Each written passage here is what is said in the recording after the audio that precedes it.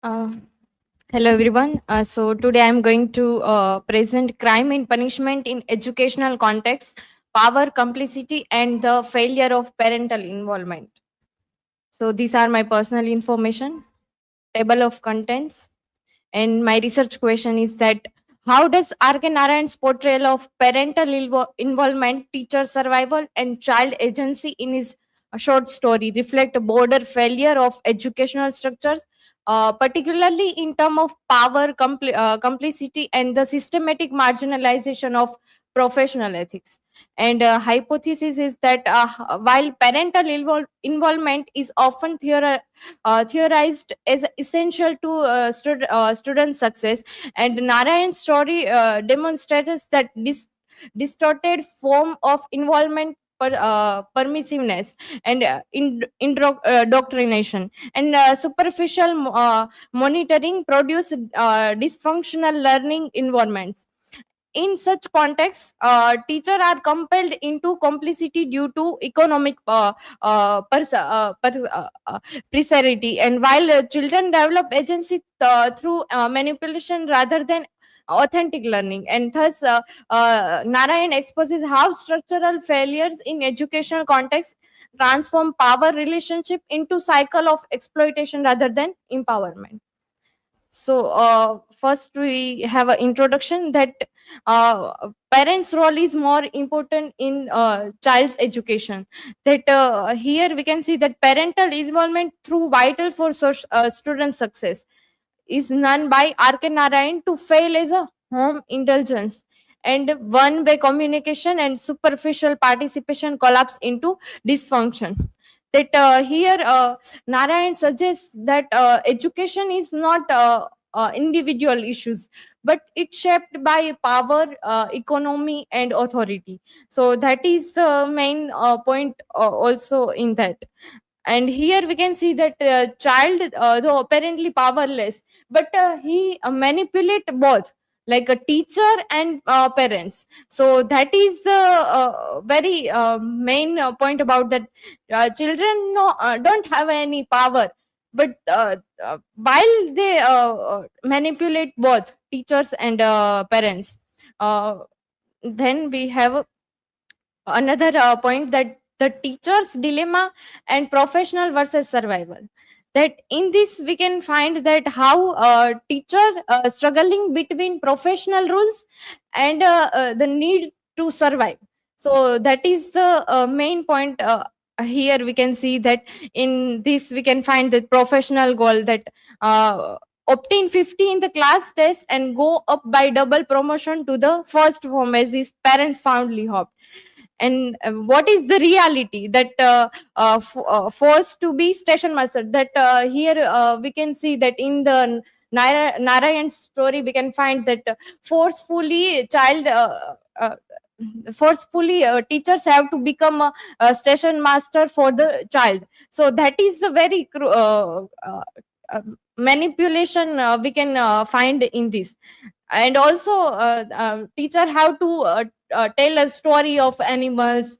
So that is the wrong practices which give by a teacher.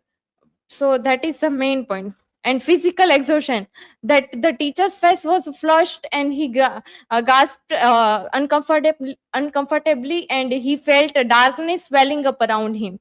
So that is also main point. That and according to UNESCO on a teacher prejudice, that teacher can be instrumental in fighting but also in perpetuating discrimination in education, and affecting the self esteem and academic achievement of minority and vulnerable groups. So here we can see that critical addition, that teacher can also be victim of systematic dysfunction and trapped between survival and ethics. So that is we can find the teacher's dilemma in the education system. So that is also main point. And then we can see the economic trap, that why teachers comply. That here we can see that Narayan's economic reality. That here we can find that teacher have to do what child said because of economic need. They have to survive so that they agree with these ideas. And teacher had already worked 6 hours of teaching at school that day, then face 3 hours every evening with this family.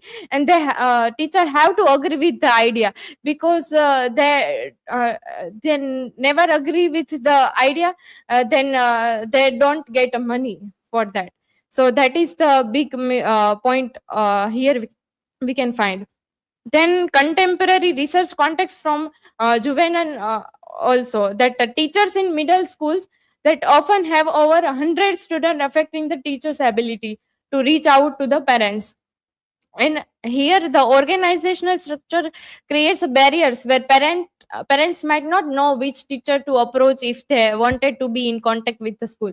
And here also we can find that weakness of parents, that they cannot they don't have any much relation to the teacher, that what's mark that teacher have to uh, then parents is very important then in this, that parents have to ask teacher that my child is okay, means in education system. Then we have the three levels of parental involvement. Then here Narayan's strongly perfected in this juvenile framework, that here we can see that home based activities.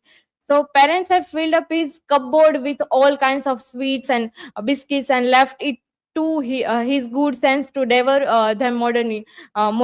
That parents always in favor of child, that they want this, they can provide. But here we can see that education is very crucial, very important role in this. We can find that they have to scold about that, they do not they have to learn from this.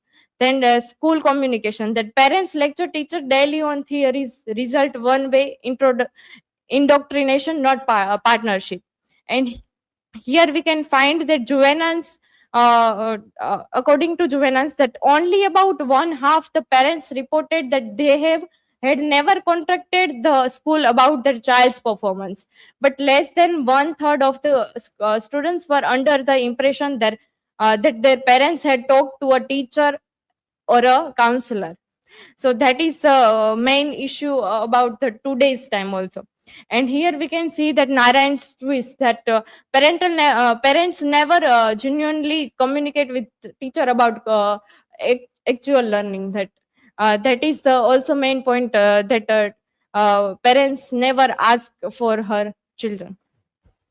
Then gender and parenting role. So in this we can find that Narayan's gender dynamics. So mother study child psychology for B.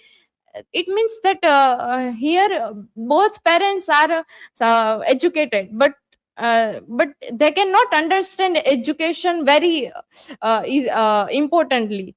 That he here we can find that father's authority remains primary despite equal theoretical knowledge. And here we can see truly on gender in Indian parenting, that mothers were reported to be the primary figures in the lives of the children, with interaction with other were rooted through the mother, creating a triangulation of relationship. And on the other side we can see that Narayan here uh, uh, says that mother's voice absent in story, only parents as a unit, and suggests traditional gender hierarchy despite western educational theories. And we have child agency and manipulation.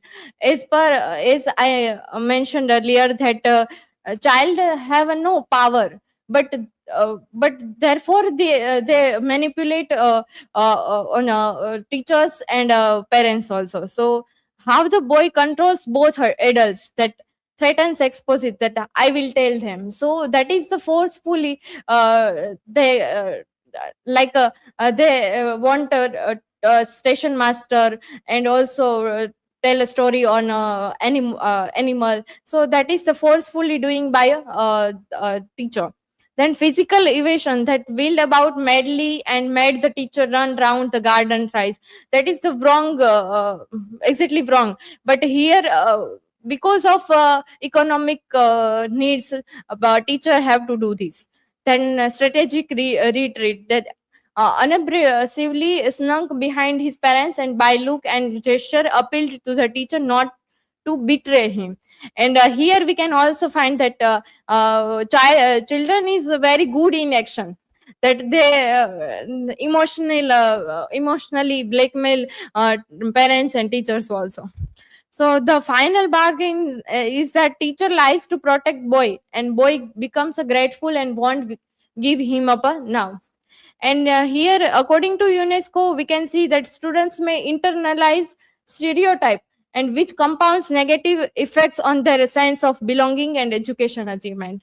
But Narayan shows the reverse, that student can also weaponize adult expectation for their own protection. And the last conclusion, that Narayan portrays education as a dysfunctional system where parents, teachers, and child are all agent and victim. Earlier, I mentioned that this is not only role of a child, but it's also about parents and teachers. And parents distorts involvement, the teacher compromises ethics under economic precarity, and the child exploits contradiction to survive rather than learn. And we can see the anticipating modern critics, that Narayan suggests reform must go beyond parental effort or teacher dedication to address structural inequalities and gender hierarchies and the ethical aim of education itself. These are the reference. Thank you. Now, if you have any questions.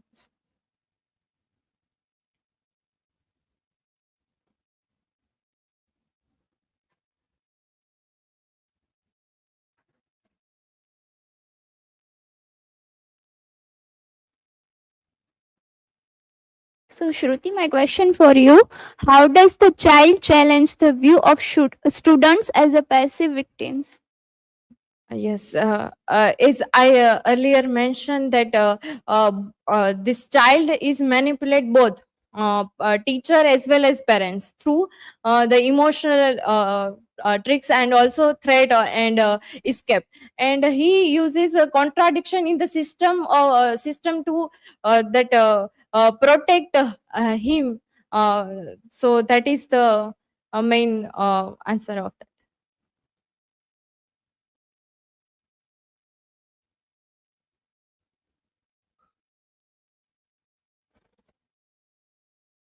So, Shruti, my question is, why is the teacher both powerless and complete? So we can see also that earlier that teacher is powerless because of economic needs, and he complicit because he agrees with wrong practices. And here we can see that Narayan shows that how survival pushes a teacher to compromise their ethics. So that is the main point here we can say. So thank you so much. This is from my side.